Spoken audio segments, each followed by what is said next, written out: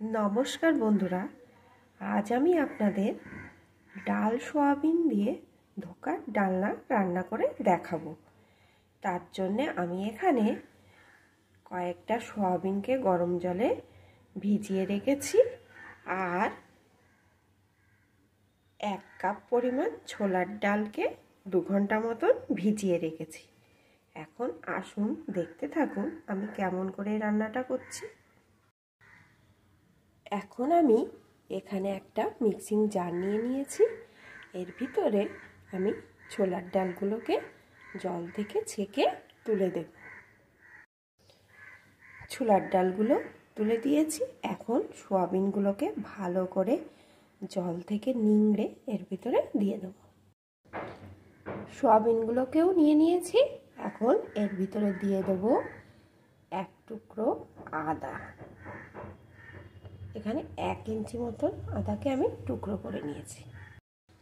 আর দেব 4-5টা কাঁচা লঙ্কা। এখন সমস্ত কিছু ভালো করে পেস্ট করে নেব। সব কিছু দিয়ে আমি সুন্দর করে পেস্ট করে নিয়েছি। এখানে আমি গ্যাস ওভেনে একটা কড়া বসিয়ে দিয়ে তাতে 2 চামচ মতন সরষের তেল দিয়ে দিয়েছি। তেলটাও গরম হয়ে গেছে। এখন এর ভিতরে দিয়ে দেব আমি সামান্য একটু পরিমাণ হিং।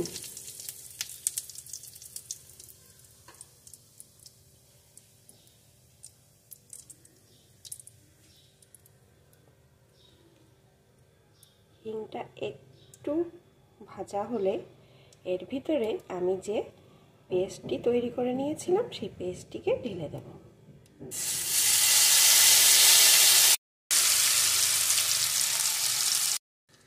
এখন দেব সামান্য একটু লবণ আর একটু চিনি। এখন সব কিছুকে ভালো করে নেড়ে এটাকে একটু শুকিয়ে নেব। দেখুন এটা নাড়তে অনেকটা শুকিয়ে গেছে। এখন আমি এটাকে একটা প্লেটের উপর ঢেলে নেব। এখানে আমি একটা প্লেটে তেল মাখিয়ে নিয়েছি। এখন ওই মণ্ডটা এর উপরে দিয়ে দেব।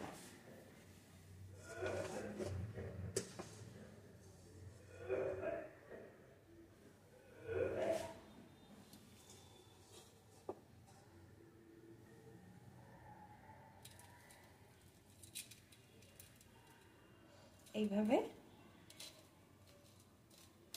চেপে চেপে দিয়ে দেব। এইভাবে চেপে চেপে প্লেটের উপর এটা বসিয়ে দিয়েছি। এবার এটাকে একটু ঠান্ডা করে নেব। এটা ঠান্ডা করে নিয়েছি আর এখানে একটা ছুরিকে ভালো করে তেল মাখিয়ে নিয়েছি। এখন আমি এটা এইভাবে পিস পিস করে কেটে নেব। পিস পিস করে কেটে তুলে নিয়েছি। এখন আমি রান্নাটা করে নেব। এখানে আমি কড়াইতে আবারও একটু সরষের তেল বসিয়ে দিয়েছি। এখন আমি যে ধোকাগুলো তৈরি করে রেখেছিলাম ওইগুলো একটা একটা করে দেব আর ভেজে নেব। এগুলো কিন্তু খুব সাবধানে ভাজতে হবে।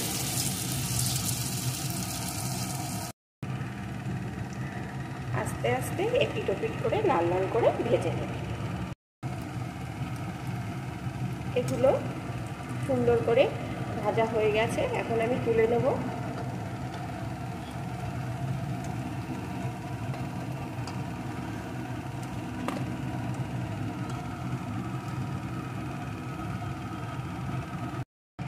বাকিগুলোকেও এই একইভাবে ভেজে নেব।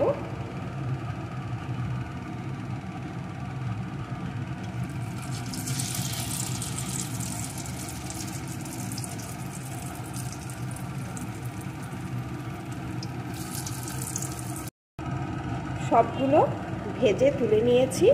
এখন আমি এই তেলের ভিতরে দিয়ে দেব কয়েকটা টুকরো করে কেটে রাখা আলু।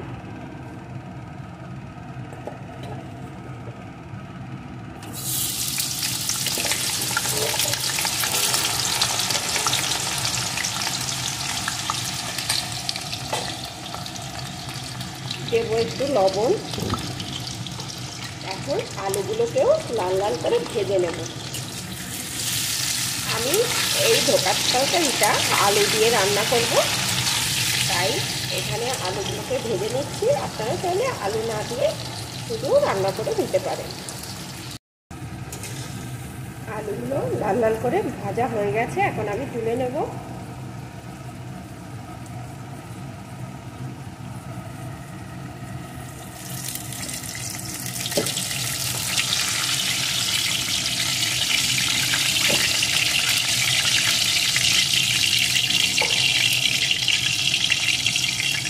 এখন ওই তেলের ভিতরে দিয়ে দেবো একটা তেজপাতা,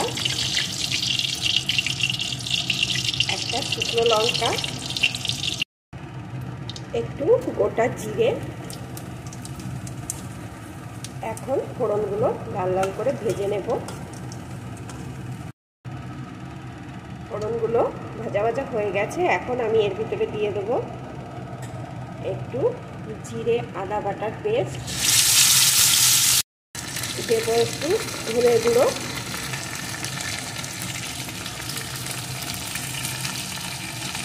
একটু লঙ্কা গুঁড়ো, কয়েকটা চেরা কাঁচা লঙ্কা, পরিমাণ মতো লবণ, হলুদের গুঁড়ো, 2 চামচ মতন টমেটো সস,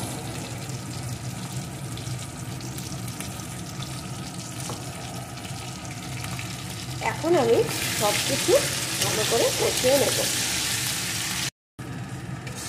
মশলাটা ভালো করে কষিয়ে নিয়েছি, এখন দিয়ে দেবো এর ভিতরে সামান্য একটু চিনি। যে কোনো নিরামিষ রান্নায় একটু চিনি দিলেই কিন্তু টেস্টটা আরও ভালো আসে। এখন আবারও একটু কষিয়ে নেব। আর আমি এখানে টমেটো সস ব্যবহার করেছি, আপনারা চাইলে কিন্তু টমেটো কুচিও ব্যবহার করতে পারেন। মশলাটা কিন্তু আমার ভালো মতন কষানো হয়ে গেছে, দেখুন তেল বেরিয়ে এসছে। এখন আমি এর ভিতরে ভেজে রাখা আলুটা দিয়ে দেব। এখন আলুটা দিয়েও আরেকটু কষিয়ে নেব। আলুটা দিয়েও সুন্দর করে কষিয়ে নিয়েছি। এখন এর ভিতরে দিয়ে দেবো আমি পরিমাণ মতো গরম জল।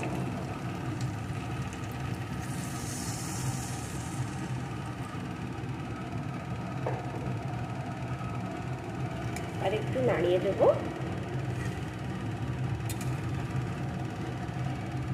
এখন ভালো করে ফুটিয়ে নেব যতক্ষণ না আলুটা ভালো মতন সিদ্ধ হয়ে যায়। দেখুন ঝোলটা ভালো করে ফুটিয়ে নিয়েছি আর আলুগুলো সিদ্ধ হয়ে গেছে।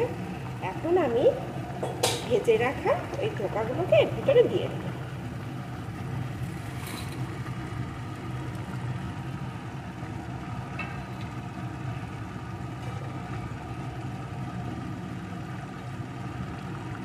এখন আরও 2-3 মিনিট ফুটিয়ে নেব।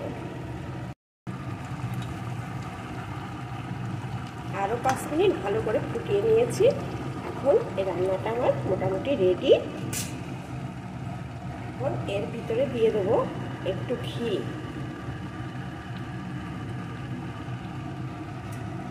আর দিয়ে দেবো একটু গরম মশলা গুঁড়ো। এখন আমি একটু নাড়িয়ে নেব। ব্যাস রেডি হয়ে গেছে আমার ডাল সোয়াবিনের ধোকার ডালনা। এর স্বাদটা কিন্তু মাছ মাংসের স্বাদকেও হার মানাবে। কোনো নিরামিষের দিনে আপনারা এটা বানিয়ে খেয়ে দেখবেন কত সুন্দর টেস্ট হয়।